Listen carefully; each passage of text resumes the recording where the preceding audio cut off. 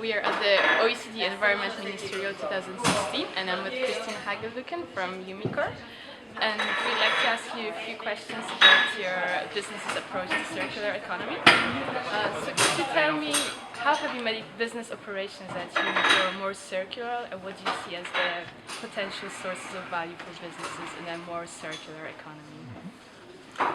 So in our case, we took a kind of two-pillar approach. First part was that we moved much more downstream with our products into more value-added, developing materials and products in the area of clean tech and high tech. And secondly, we went from a mining company, which we had been originally, to a recycling company. So we made use of our in-depth knowledge in metallurgy and chemistry and material science, which we had already from our mining past, but we used this to develop smart materials and also to develop recycling processes.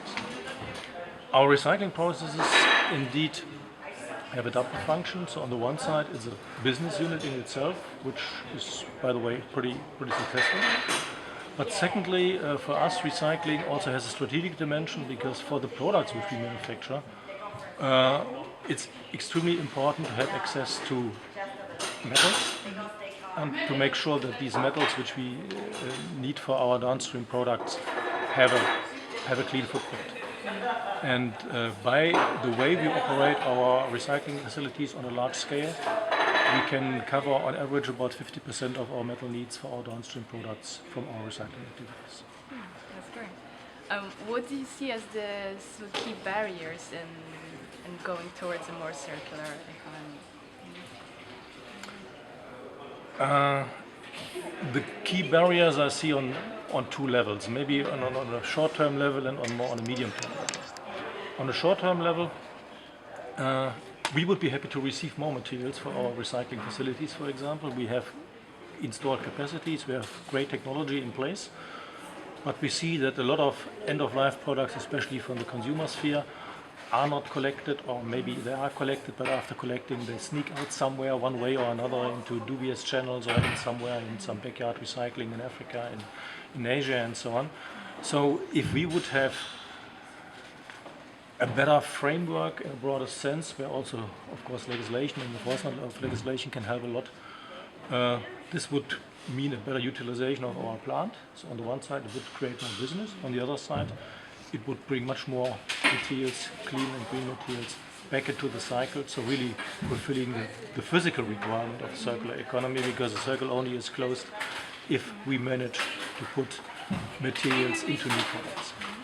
So clearly there's a role of government in addressing this problem of waste collection. And is there any other potential role for government in promoting a move towards a more circular economy? Yes. I mean, first, it's more than creating incentives for waste collection. Waste collection is extremely important, because what is not collected cannot be recycled. This is relatively obvious. But even more important is to look upon what is happening after the collection process.